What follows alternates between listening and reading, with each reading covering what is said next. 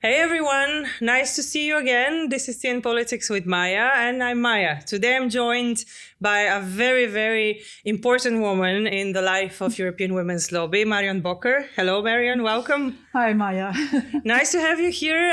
Maybe if you've seen some of the previous episodes, you already know that this edition we have interesting, powerful powerhouses of women from the history of 35 years of the European Women's Lobby. And we have chosen different representatives from different periods, from different positions to walk us through these last 35 years and to try to explore a bit more what's the history behind the lobby, what can we learn from this history, and what do we foresee for the next 35 years. So here we are. How do you feel? I feel very proud about European Women's Lobby, and I see we have a lot of decades in front of us ahead. We have a lot of tasks, but we have already achieved a lot. True. Even we are in a trouble situation, challenging situation now, but we have mastered so many crises. I think we will master this situation too. Good. I think that this is the spirit that we need, which is very honest, reflective, but also hopeful and energetic for what's ahead. So it's really interesting for me to hear the stories of every one of my guests on how did you end up involved with the women's lobby at all? What happened to you that you ended up in EWL? Oh, well, I started when I was a 14-year-old pupil at school with the issue of abortion, because one of my friends became pregnant in my class, and I was then living in Germany, North Rhine-Westphalia, in a very small town. We were very sad that she was somehow pushed out of school. And then for weeks, we haven't seen her and thought that is mean and the discrimination that a woman, I mean, even if she or girl, if she is pregnant, it's not very good. But why is she punished to be pushed out of school? Because she was very ambitious and she had a lot of plans for the future. And then we tried to care about her, and we noticed that abortion in that village, Catholic village, was not possible. But then we tried to think about Netherlands at that time, was the land where, or the state where in Europe many women traveled to have an abortion. Then we discussed this in school, and our teachers tried to silence us. So we had to, outside school, build a kind of my first feminist group, because it was to help this woman. But we then noticed, wow, it's a bigger issue. And then we noticed even that abortion as a discussion about it is so much limited and women can't self-decide about her body and her health and her future is a very old issue. So we tracked back in her story or his story. And then we found also from Tucholsky a kind of poem, and I printed it in a school newsletter. And then the director of the school... You've been a rebel. Yeah, the director of the school said this, I'm not allowed to distribute it on the ground of the school. Go out. And we see that there was such a resistance, and it has never, lost left my head, because I know this I have to follow up. And then we went with her to Netherlands, and luckily we found a hospital and they did it. And but she returned, and people asked, she's no longer pregnant. What happened? But we didn't talk about it. And then a half year later, she came back to the school, and we were very silent about it. But we knew women must build networks to help each other. Before I didn't know. And then this was the first feminist issue. And then I went to 4 years later on university in Münster. And just a couple of months later, I was going in the night from my first job in a pub as a waiter home. And then some people said, oh, please don't go home with your bicycle alone. There are so many rapists here. And I said, well, rapists here in the city? And and then we had a huge rape event on the campus of the university, then also in other cities in North Rhine-Westphalia, in Essen and Dortmund, as it was a high number of victims. And then it became a kind of big discussion among us in our first year of being a student, we organized for night taxis for women, cost-free, so they could do jobs and have a safety way back without paying the normal prices for a taxi. And then there were other issues, more and more and more. So I couldn't leave these feminist organizations because I thought, there's so many attacks and issues trying to limit us, which I've never thought. And then I learned also, like in a semester, we sit in this university hall and the professor was having a speech and then discussion. And then he picked the boy, or the young man, the student, and the women also came later and had less of freedom to speak. And also then we noticed that if a woman said something, it wasn't exactly noticed, but then if the man said the same thing, the professor said, excellent. And so we organized again there. And then I founded a kind of women's library and archives and research center out of the university. But some professors, women professors, supported us, came with their symposiums into our free space for feminists. And I could never, since I was always active. And then many years later, I stepped into WILP, Women's International League for Peace and Freedom. I went to UN, and this was very early. And there was Beijing, this fourth women's conference of the UN, and it was very interesting. Our first online participation by emails, we sent some delegates, but not all of us could go. So we had some plenaries in Münster. And then we just published or read out all the emails from our delegates. Yeah? What year was that? From Beijing. Yeah, okay. From this NGO forum. So 35 years ago. Yeah. Okay, as well. In 1995. So, I didn't know European Women's Lobby then, but then I changed from WILP into International Alliance of Women. And in 2008, I started with following my president, Joanna Manganara, then. She was the IW president from Greece.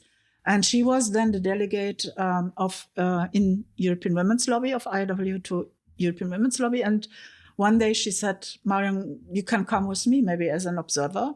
This is the function, you have to pay yourself, but you come and then you sit next to your delegate. Job shadowing type of, And then I learned, good organization. And I learned much more even from other angles. I had made some visits in Brussels, and I was always, even from when I was 14, a fan of European Union. No borders, freedom of movement and all this. And then I was so excited that we have a feminist organization like that. And I followed in the steps of my president, then become alternate of Arina Angerman from Netherlands. She was a delegate for years. And then I became a board member and then an EXCO member. It's really interesting how all of your stories, like the thin red thread that goes around all of this. And when I was listening to you about your experience as a waitress, as many other young women, I've also worked in a bar, and I've also had those discussions. And it's really interesting to me, maybe the mindset that you had when you were doing this, because my mindset was, I need to protect myself, but I wouldn't think of like unionizing with other. It was just the culture that this happens and you need to be the responsible one for it to not happen to you, which is so wrong. And it's so damaging. But it took me many years to reflect on this and to be like, no, I don't have to live with the threat of being raped 24/7. That's not normal. It's vice versa. We should not have that. So what do you think also conditions women somehow to discover feminism later on? Maybe it has shifted now to a bit younger women. Sometimes I experience that some women, even or girls within in the age of 10 or 12 know something like this because they're more in the internet. I think they get more other and direct free information about this. Or maybe they have more girls who have more mothers who are feminists. Because at my age, on 14, there were rarely women or girls who had a mother and a grandmother who was a feminist. But now we have more generations over generations in one family. And it is even more an issue, even in schools. Mm-hmm. In some school materials, there's mentioned something about feminists who fight or fought as International Alliance of Women for the women's vote or suffrage. Or we had a little bit of her story. I'm a historian from my education in university, and I even founded her story. I introduced her story through my advocacy in 2000 in the Beijing +5 conference in New York. Can you elaborate more, woman maybe for her story, if some of the listeners don't know about it? What? The her story segment?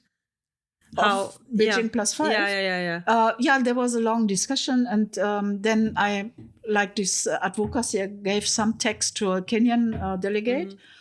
Because at that time, Kenya had this rainbow coalition and very progressive women in the UN.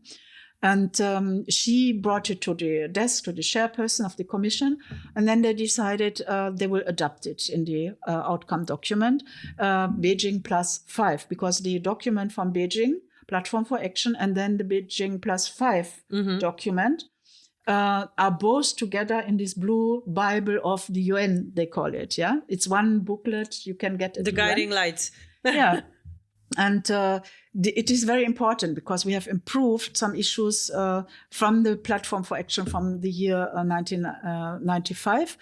5 years later, for example, gender budgeting was described, even with my advocacy, much more detailed. And today we have it in the European Union since 2003. Oh, gender budgeting is such a hot topic nowadays. So we are recording in the beginning of June, where now it's a very trending topic to speak about the new MFF and the financial frame, and if gender budgeting will be visible there.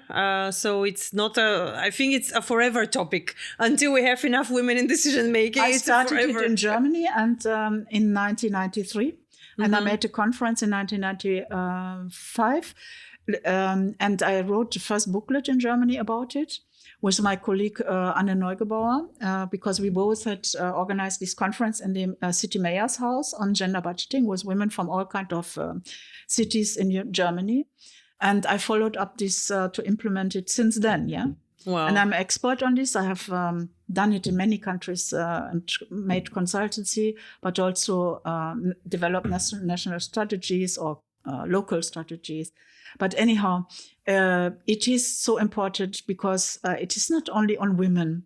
And this was something we could use to convince the European Parliament and Commission about it. Because if you have women and men as the categories of the data of this evaluation of the budget and impact of the budget, it is also that which age the women and men have. Then you have other categories, many more, which education, health status, etc., etc. And then you end up with human rights budgeting. And then the Human Rights Commissioner from the Council of Europe even was very much excited about it in 2001. And he also published a text at that time. So it was astonishing how fast it appears at the top level of the EU.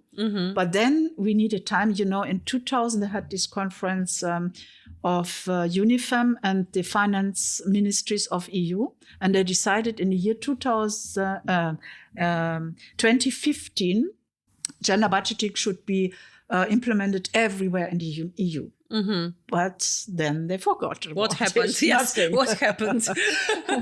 But then we approached it with our project of European Women's Lobby in 2019. We had this channeling the resources to women. But we don't mean only money should go to women. Yes, we need more money for women's organizations and for issues of women. But you should also track and have the data. But we need data.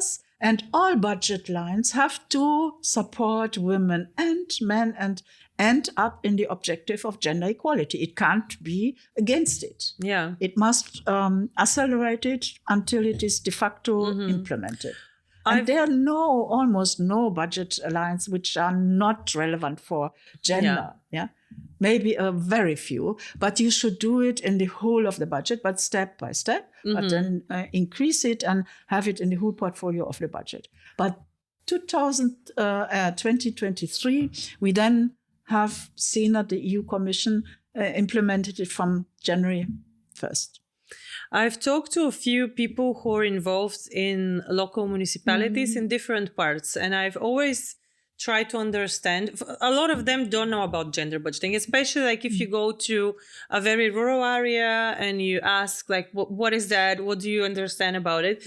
Their question, I think first there's confusion. And the second part is like, but why would we need that? We're already doing it fairly. Like we're not doing it only for the men. And I think that this misconception is embedded on why the EU has forgotten about it, let's say, as well. Yeah, but you know, there's something the EU decided much more earlier in the Maastricht contract. They decided there should be an impact-oriented budget. Yeah. Yeah. What does it mean to have How many countries have implemented? Yes.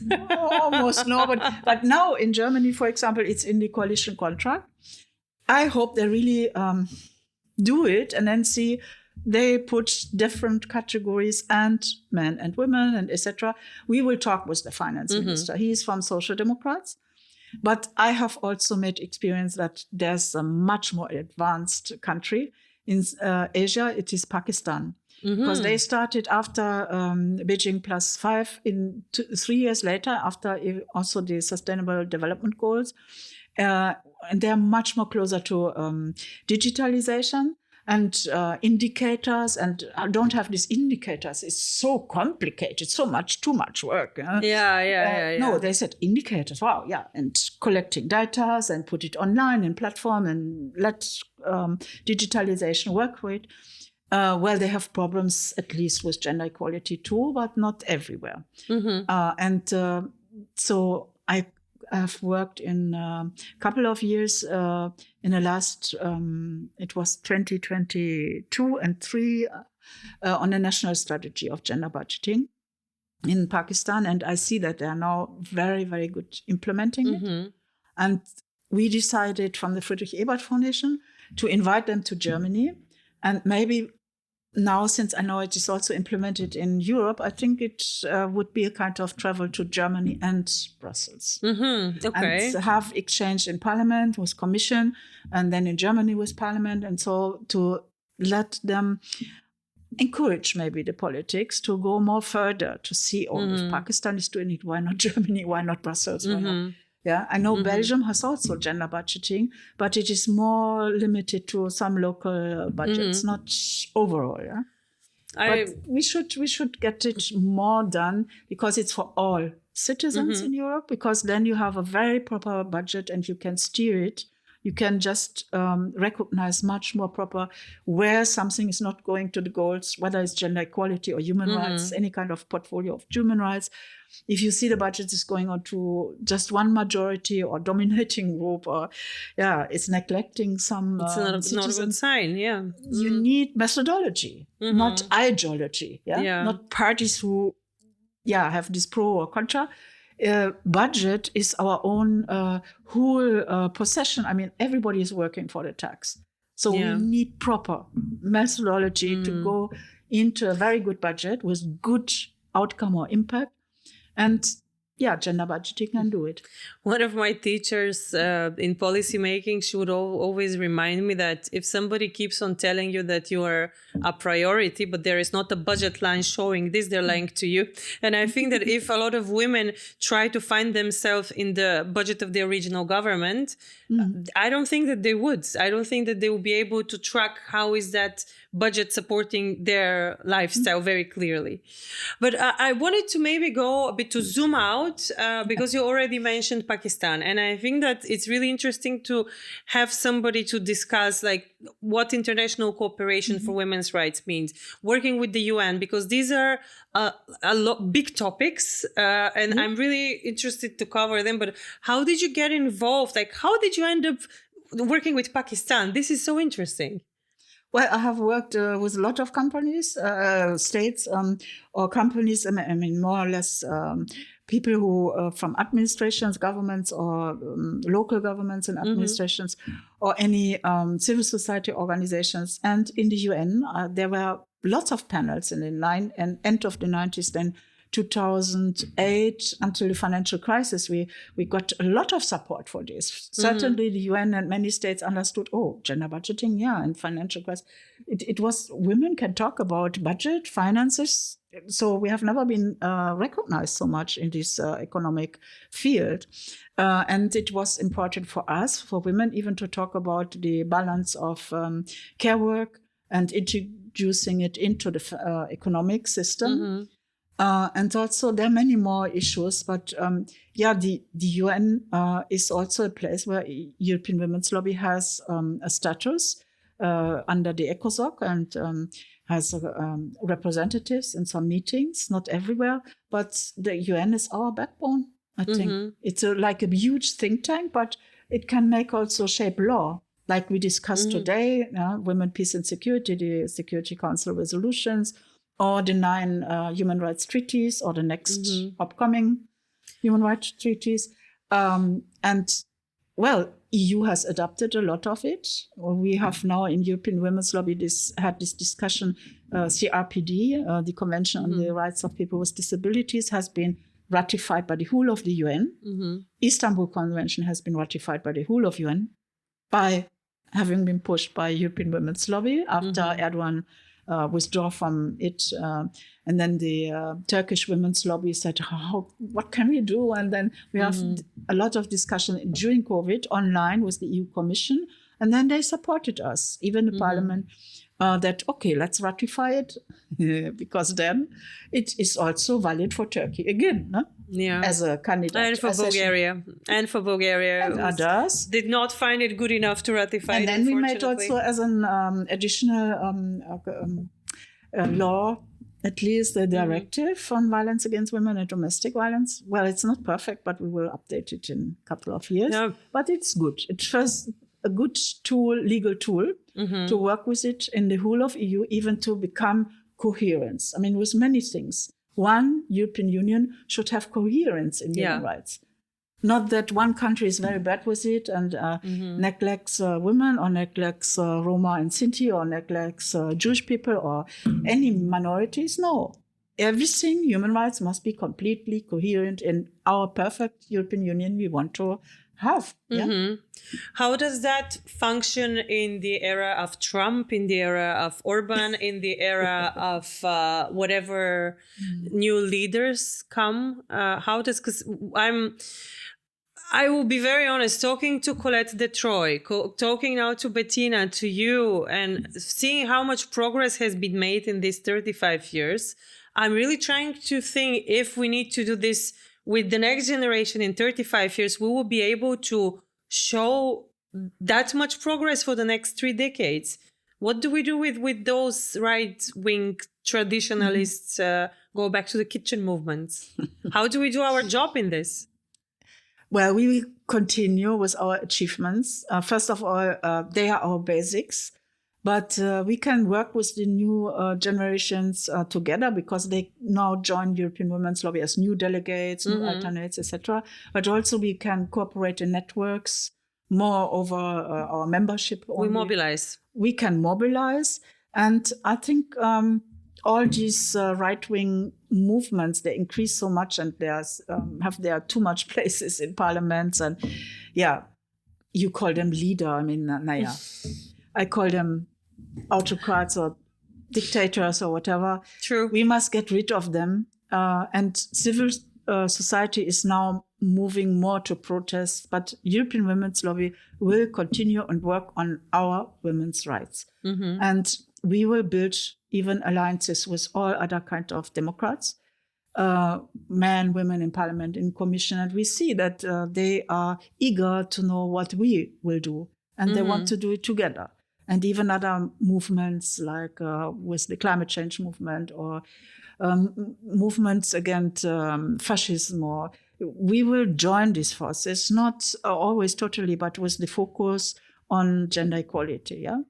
But I think we have now discussed this 2 years, because it's the issue of right wing, where is it and how it is and what can we do. And is it only small or ridiculous, or is it serious, has grown as a very important issue now. We are not just ignoring it.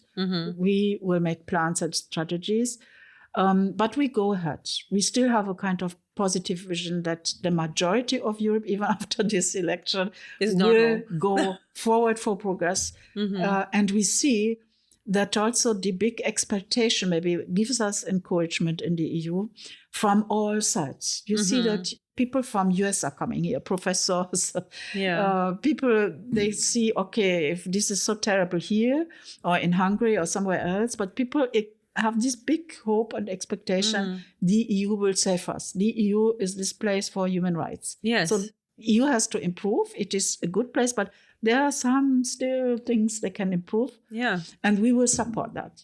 And we will work with women, but not only with women. Remember, during the beginning of the Polish EU presidency, our Secretary General, Mary Collins, was in Warsaw, and was Dina, our Vice President. And they have spoken with some of the delegates from Poland and others. And they have included in the portfolio of the Polish EU presidency and working together with men for gender equality. Because which is the only way. We see some men who are pro-gender equality because they know their communities or their families or their countries become poor and damaged or harmed if women are reduced or limited in their rights. And then look into the diaspora, the Afghanish women and men. Here they're very strong, the Syrian ones, the Yazidi women, the Kurdish women, and many others. But even you see that the world had this kind of expectation. Europe can be the place, to safeguard human rights, good laws, and a kind of good collaboration between countries and improve. Even if Trump, for example, which is terrible, has withdrawn the money from USAID, it affects not only in the poor countries, but also in Bulgaria, Romania, in Estonia, and whatever projects of women or even of other social issues and health issues is very much affected by this. But I see that EU is now, but even with civil society together, trying to establish something that we have to counterbalance. Yeah. So we have to find maybe even other rich countries. Now we are very happy that the elections in Canada have not resulted into a kind of Trump-like Canada. And now we can also see Canada still as a partner, not only in the EU, but in the Council of Europe. It is there. And also for collecting maybe money for funds for development aid and all the other issues, following up UN processes for progress. But we should be a model for the progress, for balancing and keeping democracy going on, but a better democracy. And then I think we cannot stop right wing in a second or less, just a few months. It needs time, but we are absolutely willing to resist and to focus on better and counterbalancing strategies. And even, as you said, the poor civilians in US, they are also suffering. Have you ever heard that US citizens are suffering? No. They have been our model, even after Second World War, especially in Germany or in Japan or Korea or US came and has taught us and people, the young generation, how you have the best constitution, how you behave the best. And now, certainly, they are in this crisis. And Hungary, this is really concerning us. And we have our feminist platform in Hungary, in European Women's Lobby. Hungary has also had for a long time a totally progressive, modern Bucharest, capital, governed by an administration by the Greens and others. Not all Hungary is with Orban, but part, and Poland. And there are some tendencies even in the Balkans, but I think we have to offer, motivate, encourage a kind of life quality in democracy, how people can live with good education, with a kind of good health, even good situation in the age and care, and many more things with a good economics. And so I think as more women are involved in these good structures and decision making, that parity is now the model, we can even make people not more wealthier, but also more healthier. Yeah. And all the studies of the UN Secretary or other researchers of universities show if you exclude women, it doesn't happen. It doesn't work. Harms. Yeah. But otherwise, if you have this and democracy and human rights, it increases immensely and people become happy. So yes, we will do that. And I think then it takes some time. These dictatorships or autocrats will be there, but one day they will fall down. And their fans and supporters will also suffer so much and understand more better what they have badly supported, that they will return to better. What I think I may be missing from both what happened in the States, because they were the template journey for democracy, more or less, and then in Hungary, so it's maybe the different point of view. But for example, how I have seen it looking from the east towards the west, because to me Hungary is Central and partially Western Europe, looking from that much from where I'm from. I would see the open society. I would see the youth center that was there of the Council of Europe. And to me, I remember the first time I went to this youth center, back then Bulgaria didn't have those things. And I would look and I would be dreaming about having things like in Budapest. I would dream about this. And now looking about like closing the Central European Union, okay, not closing, but pushing them to move to Austria, more or less banning the Pride. All of those things happened so fast in such a short time, like also in the States. I think that what I'm actually missing is a very rational analysis of these are the steps that we should not let happen anywhere else. And if we see this, we should have all of the alarms on. So yes. I think that this is maybe something that we also need to reflect a bit as feminists and as even as the whole civil society, because it's not only about women's rights. No, we see it holistic, but yes, we engage for women's rights and human rights in a holistic, complete setting. And hopefully we can gain some more men. And I've not seen so many politicians who are men and now see, wow, we need these women, even the Christian Democrats in Germany or some of the EPP, some, not all, but they see they can't now miss us, because then if you limit women, silence women, you are standing there and you only as men have to fight against this right wing or this people you don't like who destroy your own environment and political goals. The structures of everything. Yeah, so they know they need everybody, and they have seen even like in the last years or decades how women's movement have even made big successes in the UN or EU or African Union. And I think women have now of the last 3 generations and the next generations learned that as more we are active, as more we have a better life and can help others. And we want to do this. This is even the care philosophy in the heads of women still. And I think this motivates us a lot to go into public. And now we have a big backup from the CEDAW committee, from the Women's Convention on the Elimination of All Forms of Violence, of Discrimination Against Women in Geneva, because they had released this currently General Recommendation number 40 on women's adequate representation in politics and international politics and bodies, and participation in not only civil society, but politics and all decision-making levels. Including women, peace and security. They mentioned also the women, peace and security agenda, but under Article 7 and 8 of the Women's Convention, to say it shortly, we have the right to be represented in 50, 51, 52% in parliaments and whatever, boards. And I mean, we have this Women in Board Directive.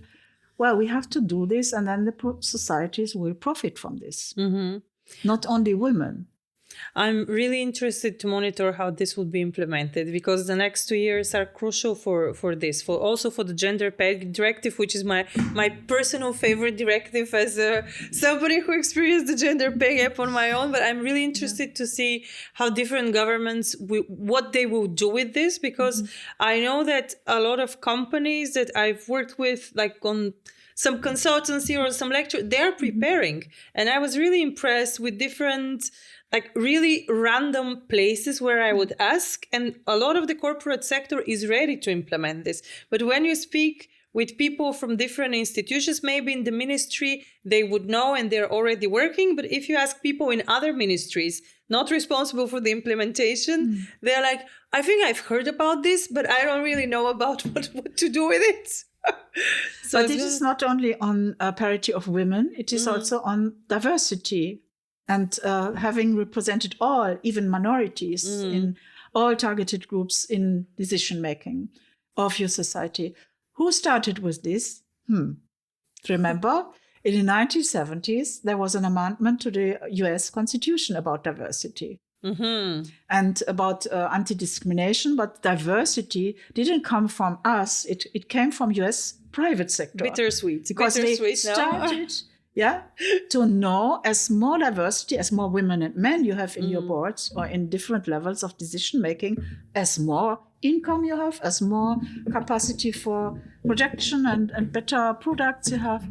And even people buy your products more likely. Remember these HP printers? Yeah. There was a board, woman at the board, or even some other issues. The products were much better and more developed, and then even it encouraged younger women, the next generation. There are women presidents or women chancellors, like Ms. Merkel in Germany, or let's hope very soon we have also a female Secretary General of the United Nations. Oof, it's about time.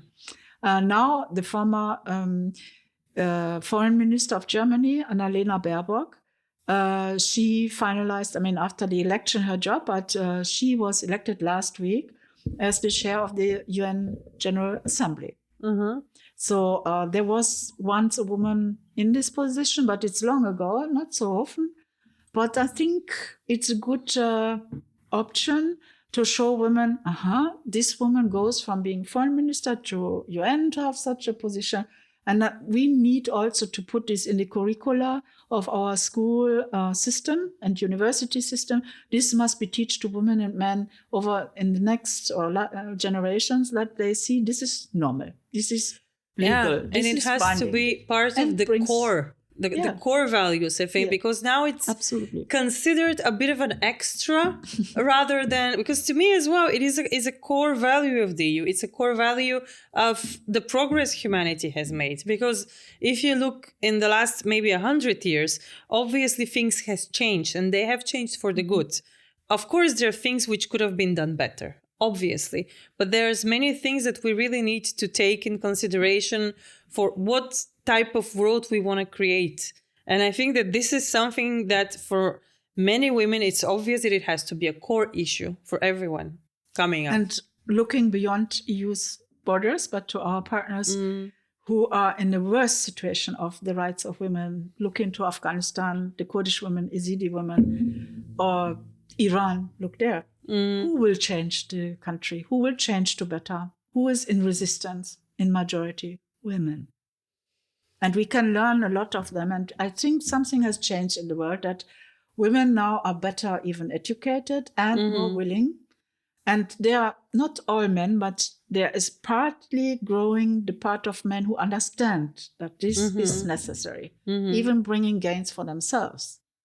Well, there's the other part, who is turning back to what we call backlash, a kind of 600-800 years back, and trying to establish toxic masculinity and patriarchy with these bold men and women bearing children, nothing more at home in the kitchen. But no, this we don't need again. And I think let them exist now. I think a very urgent crisis sometimes even produces progress. Because people understand, no, we must do more and more together. They reassess. Yeah, it's also maybe pressing us more to do more for doing better. And I think I observe this globally. Even in Africa, there are so many more women who trying to approach their governments on women, peace and security, but all kinds of issues, economically. In Pakistan, in India, I'm so much surprised. In Indonesia, we don't see this so much here in Europe. And I think even in China, there are some women organizations and women in some positions. Sometimes they are driven out of their positions and neglected, but China can't totally ignore that.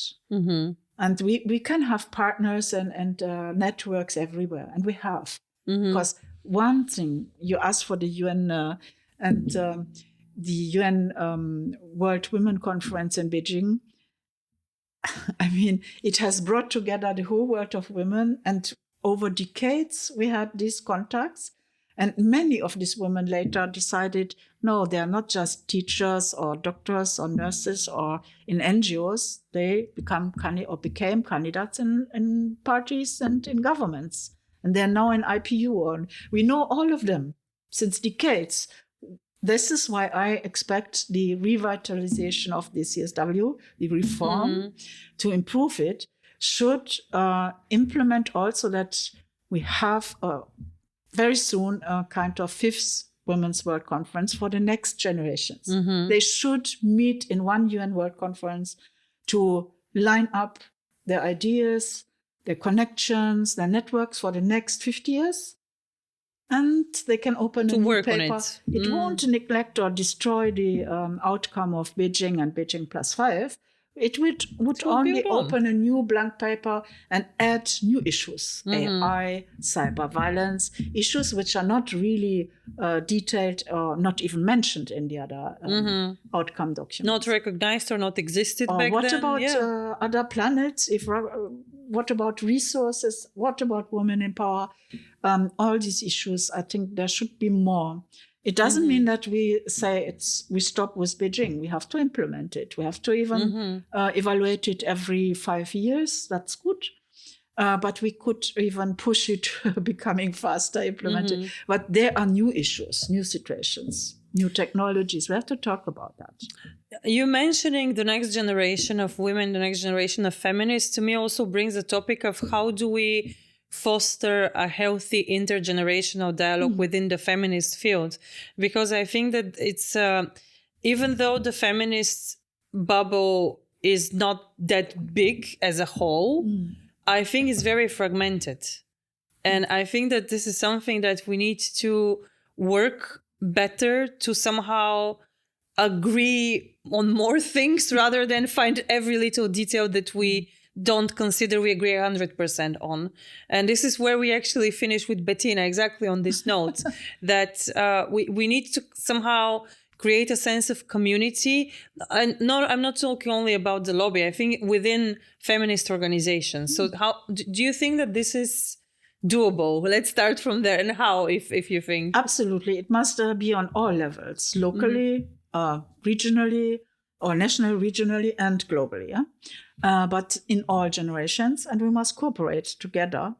And we also have to hand over early enough, not just in some minutes and by, but there should be collaboration, overlapping time and issues in mentoring projects, for example, or what we have established and is very successful by the European Women's Lobby and some of their member organizations, like Bulgarian Women's Platform also. We have this Agora, this, how do you call it, summer camp. The feminist summer camp, we invite 40 women from all over Europe between 18 and 30. They have a week in Brussels. They learn about all the Brussels procedures, systems, institutions, and European Women's Lobby. But also European Women's Lobby, 50% of time listens to these young women. What are their issues? So what have we maybe missed out or not known? What is a new issue? new maybe legal issue we have to work on, or is a new discrimination appearing in some countries? You never are. Mainly, you're not fast enough sometimes, you know. Or even if they have progressive ideas, what else shall we do?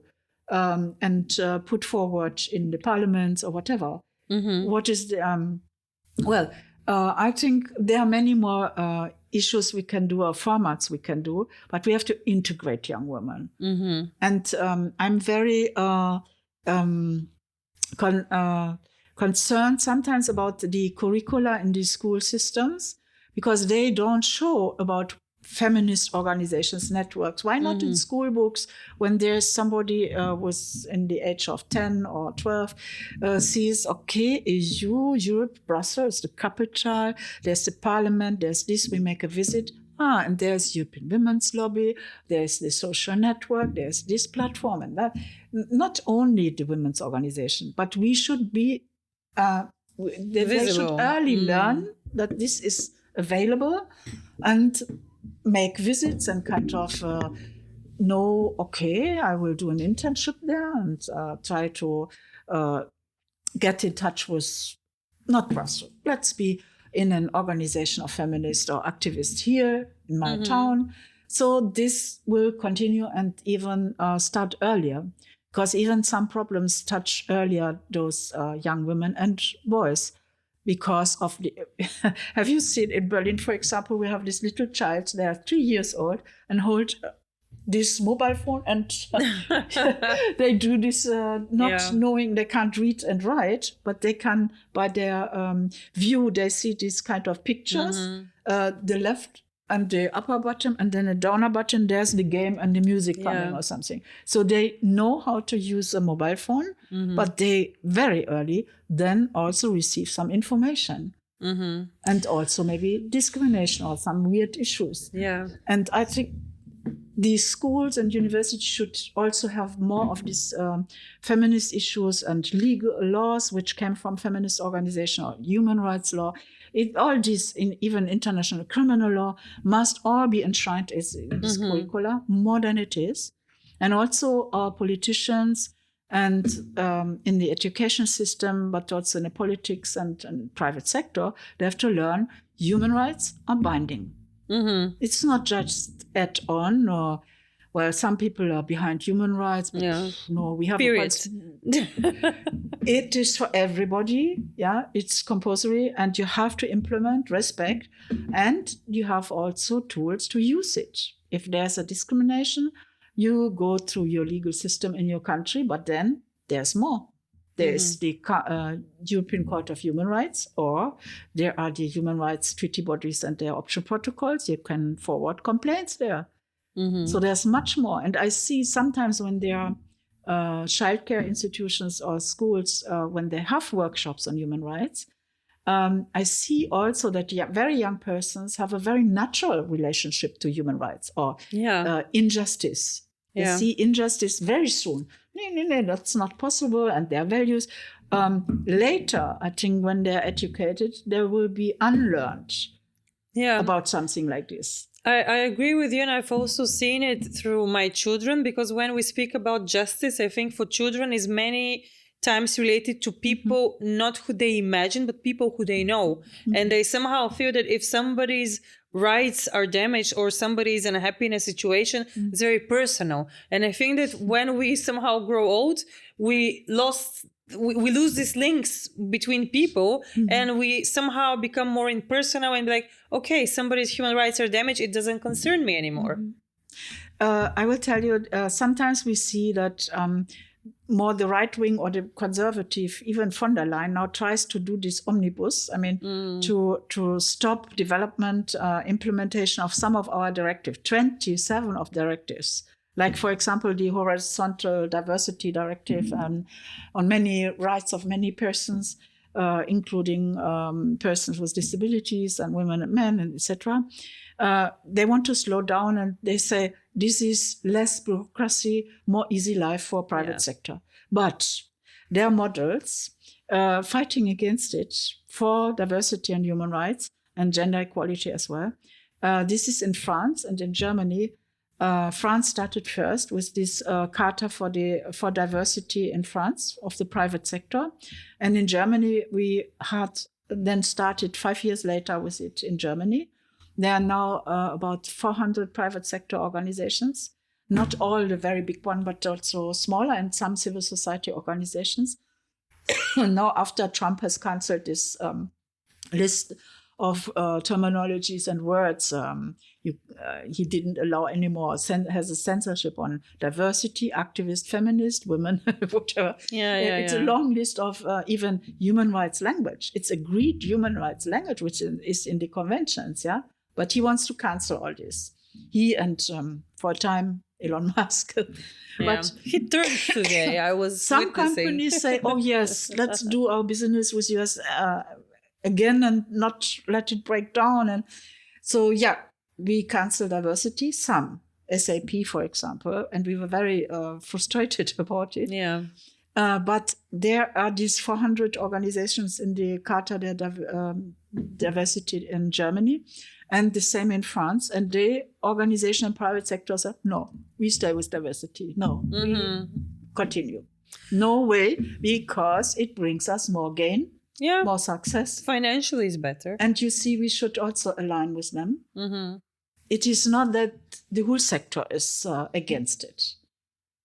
I agree with you. And I think that it's also a good, actually, stress test who was organically there and who was there maybe for PR purposes, and who is also going with the strongest of the day. Because I'm pretty sure that at some point things will actually de-escalate and we'll go back to the normalcy that we're supposed to have as evolved humanity in 2025.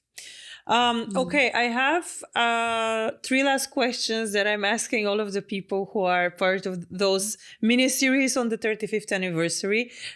So which is your favorite EWL moment in the last decades? Do you have a memory that you cherish very, very dearly?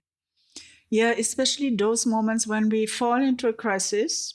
Like once we had some financial problems, but then immediately we have solved that. We were clever enough to bring experts into or ask for our experts who can solve this problem. Our secretariat was wonderful and solved these problems. So we got out of crisis very soon. And then we grow into a better status and better situation with more funds, for example. We can master crisis. We are able to this. We don't have to cry and run away. No. Crises come here in some waves, and we know how to respond. So I think we are positive. The same thing happened then how we mastered the COVID crisis. Because there was something like, oops, no more meeting. But imagine before COVID, we have used Zoom and or Skype or video calls. We were not so surprised and out of function.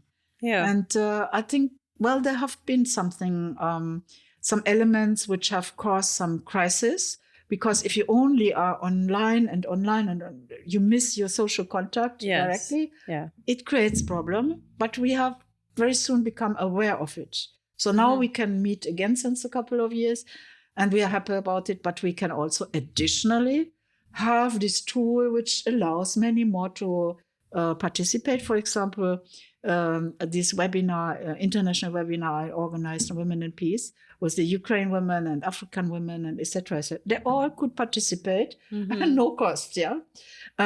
This is very good. And we had also some more exciting moments when we have published our Purple Pact from the Working Group of Feminist Economics, which has also a chapter on peace.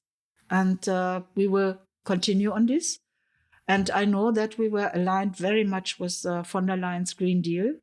And, well, I think we had moments where we saw, and even in March this year, how much the Commission and members of the Parliament are listening to us as civil society. Following what we are. We are not this bad civil society. We're not disturbing them. They see that we can additionally bring in different inputs, and this increases the efficiency of whether directives, legal law, or even suggestions for meetings, networks, and now I think for aligning against backlash or right wing, because we know that we want to have a good EU and we will succeed. And also there were elements or moments when we got new members in our European Women's Lobby. It was exciting, then terrible exciting when the Russian war started against Ukraine. But when we aligned with Ukraine women and invited them to have contact, and they became a session country, got this candidate status, we could invite them to become a member of European Women's Lobby. Moldavia, the same. So we are waiting for Georgian women. And we don't need to integrate the whole world. I mean, we have different regions, but when we want to align and people are ready and they want to join the EU, women also in our organization and maybe others, but there's big success we have, and the support has grown. We will support Ukraine and also the tribunal, hopefully, when peace starts. Hopefully. But there shouldn't be impunity. And there are many other issues we can support. And many good moments have been always our big general assemblies, when we have also these moments when we don't work only on legal issues or all this formal work. We are also humans who like to dance, laugh, and have a little bit of leisure time. And just, this is our life. We are connected as a family. And we see even it is beyond European Women's Lobby. We are family with some politicians, with some institutions, and UN, for example. I think the UN, years ago, we see then at CSW or Human Rights Commissioner, when women's human rights defender or NGO representative were talking, some of the secretary generals or members, high members of these institutions said, "Welcome, feminists, to our meeting," and this is great. Yeah, because the UN has understood very early what do we bring, what impact, what gain we bring, and that we are also pushing these institutions, and that it brings also something for men and all of the countries, even by the studies. Now I see this is appearing in the Brussels bubble. More slowly. Compliments, more positive. We must work together. Sentences I have heard in the last months. Yeah, I think that it's becoming a bit more visible. Maybe exactly due to the crisis that we described. Absolutely, and we all have children or next generations, not only in our families but around us. And yes, this is not EU. Is not just a kind of framework for ourselves. It's for our neighbors, it's for our neighbor regions, and it's for all our growing, next coming generations. It's not, we don't leave it in a terrible situation. What makes you hopeful for the future? Because you sound very hopeful, and this is really nice. Where is that hope coming from? Well, if you look back, history has had always crisis, but as a historian, you know that there are waves. Okay, it's falling down into terrible situations, war, dictatorships, whatever, faults made by different states or the world. But sometimes it's also becoming well again. Huh? It's growing for happiness. And I think we have such a decreasing of good situations in the last decades after 9/11. I think it was my observation. And then I think, it has been too long enough. Now I think maybe as worse it becomes, as more we are united. We've hit the rock bottom and it's... to counteract and go up. And we have seen that, maybe it takes too many years and creates a lot of suffering. I can't prevent it. We can't just prevent it in a kind of one recipe. Yeah? But we know that humanity will then create their civilization in a way to become better off. I mean, look back 7,000 years ago to the Sumerians or to many of these very early cultures, what they've created. Some elements of human rights. They have had trade all over Africa, Asia, Europe. There were not only wars, less wars, but certainly they start, in coming into crisis. Well, I think we have to learn more from history or her story. And as more civilians are in the decision making, and women and young persons, we have to include them. Maybe they have brilliant ideas, which we don't have because we maybe are stuck in what we have developed and think this is very good. But we have to listen to this young person with their new creative ideas. And I think this can help. But this is always going up and down, up and down. I was recently listening to an audiobook on accepting grief and moving on. And it was a very interesting book. And there was one sentence that really resonated with what you said, that it doesn't matter at what bad stage in life you're at and how sad you are. You must always remember that it's inevitable that you will be fine. And there's also something I must say. I have a Jewish background, and this sentence, which appears in Israel again, never again is now, is also not only something which can be used from Jewish people or Israeli or Jewish diaspora. Never again means never again colonialism, never again world wars, never again torture, mistakes, international missions with failures like in Afghanistan. Stop this. We have to see this and make analysis to become better off. We have to. We learn and never again. Never again. Well, on this note, I propose that we wrap it up. It has been a pleasure talking to you. And I'm sure that there is a lot for our audience to take away from this conversation. Is there anything left that I didn't ask you what you want to say? I hope you can distribute your ideas in Bulgaria. I see there's also success. I see there Bulgarian Women's Platform has created a lot of space for challenges. Or look at the Romanian Women's Lobby, how they have contributed to this second election wave to establish democracy now. And I think let's be united and spread out. And thank you for this podcast, because I think it's a very good idea to give information to people who have never heard about European Women's Lobby or UN and Feminist so much. But maybe they have even prejudices about women, feminists. They only want to deal and do good things for themselves, for women. No, women's rights and human rights are one holistic framework. We not work only for ourselves. We are no egoistic women. Then we don't hate men. No, not at all. Only if they become aggressive or sexist or feminicide killers or something like this. But this is not good for all boys and men. No. For them, it's better. They join our objectives. They see that we see themselves even involved in the progress. And this must be a better world.